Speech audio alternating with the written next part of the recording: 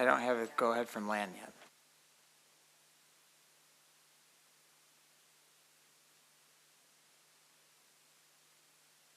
All right, we're going to now start the press conference for the women's triple jump. The bronze medalist from the United States winning the USA's first medal in this event with a jump of 14.67, Jasmine Moore. You can go sit right down there.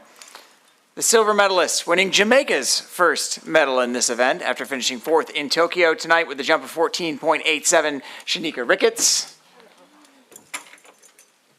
And the gold medalist winning Dominica's first ever Olympic medal of any color from Dominica, Thea Lafond with a jump of 15.02. Woo, you guys are so calm. I know it's late. I know you're tired. I'm sorry, but like. I like where this is going. All right. Wakey, wakey, wakey, wakey. It's only like day 2 or 3 of athletics. You can't be this tired yet. You got an entire week more to come. Come on. And with that, I'm going to open the floor for questions. And if anybody has a question, please raise your hand. We'll bring you the microphone. We're going to start right back here. Sorry. Can I drink this? Yeah. Okay. Sorry. Thea, Sean Gregory from Time Magazine over here. How are you? Hi. What can you tell people about Dominica? How do you pronounce it? Maybe I pronounce it wrong. Like, what can you tell people about your country what should they know about a place that they might not know much about? Okay. We'll start with the basics. My country's name is Dominica. We're not Dominican Republic, so it's pronounced differently. We are about roughly 70,000 people, not 7 million, not 70 million, 70,000. And it is a gorgeous, gorgeous gem in the Caribbean. It is near Martinique and Guadeloupe. The French people will know. They are French islands. Our neighbors also include St. Lucia, Barbados, and further south, Trinidad and Tobago. Our primary language is English. And well, now they have an Olympic gold medal. Thanks. Next question. Right there.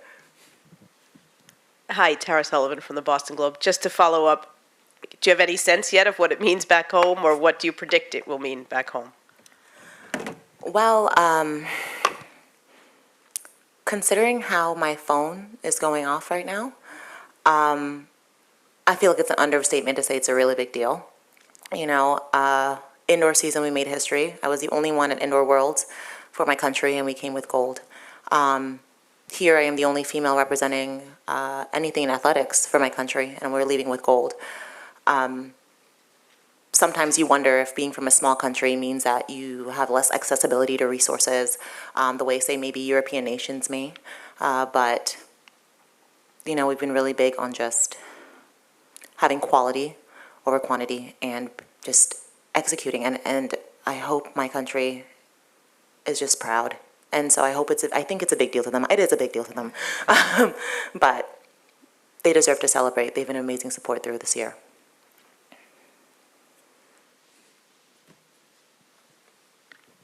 Thank you. Denise, the Players Tribune. 15 meters is such a coveted mark. What made that jump different from the rest? I think there were 2 factors. There was one, I didn't really like how my hips felt on the first jump, and I also felt slow. So the second jump, I was like, hey, just make it faster, get a good projection off the board. But one of the biggest influences and motivations was my coach and husband, hey boo, over here. He came to me and he said, listen, there is torrential downpour coming in 20 minutes. You have to do something big now, because the weather is not going to be on your side. And I said, okay. That was the response, okay. And so I knew that, you know, despite how that first jump felt, despite how qualifiers even felt, that we had to put it together right then and there. And that honestly was the best advice. Thank you again for that. And it's really what, you know, helped secure me, because jumping in that rain was not an easy feat. I'm going to go real quick. I'm going to go here. Anderson Emerald with CITIUS Mag. Sorry, no worries. Anderson Emerald with CITIUS Mag. Question for Jasmine. How do you kind of reflect on the last 3-4 years where you didn't make the final at the previous Olympics, but you were able to have such consistency to get you to this point? How do you kind of reflect back a bit?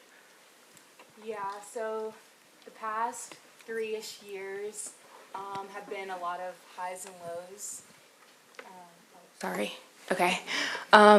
Starting with my transition to the University of Florida, I think back on previous Worlds in Budapest, like this time last year, Coach Nick knows I was just bawling in his arms from not making it to the top 8 in that one, and then previously in Oregon not making the finals, and then I got 24th in Tokyo. So just the transition from collegiate schedule to professional, I think has helped out a lot.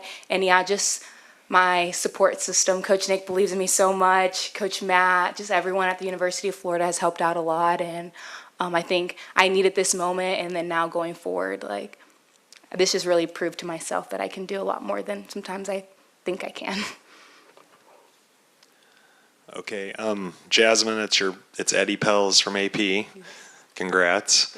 I have to ask you, since it's a theme, like, how long you think it's going to take to come down from this, because you've got a little more work to do. Yeah, so I'm gonna obviously let myself enjoy this moment. Very special, my first international medal. Super proud of myself, and then hopefully I get to see my parents later this evening. I haven't really gotten to talk to my mom, so I'll be super happy to see her. And yeah, and then tomorrow I will lift, recover some more, eat some protein, and yeah, I think long jump I can just have fun and just go for it.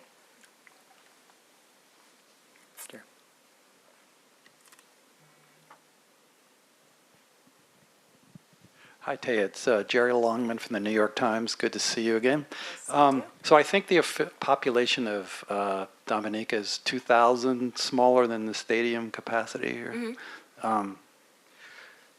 What do you, so there, as we talked before, there's no stadium in Dominica. I think it was it destroyed by Hurricane Maria, I think? There's a stadium, there's no track. Yeah, there's a cricket stadium, yeah. No track there. So what do you realistically think and hope that would come out of this victory as far as developing track and field in Dominica? Well, to be clear, Dominica actually does have an entire track blueprint that's been set for years. There's actually a program that actually brings facilities to countries in need.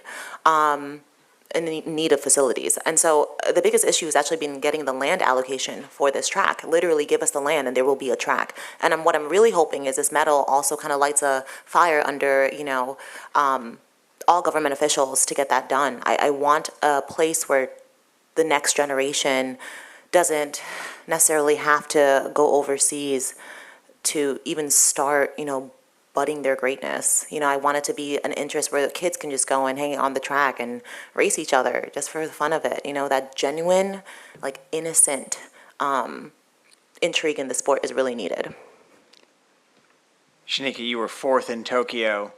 They say that's always the hardest spot to finish. Tonight, you get the silver, you're on the podium.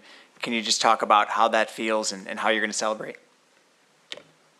Oh, you were on.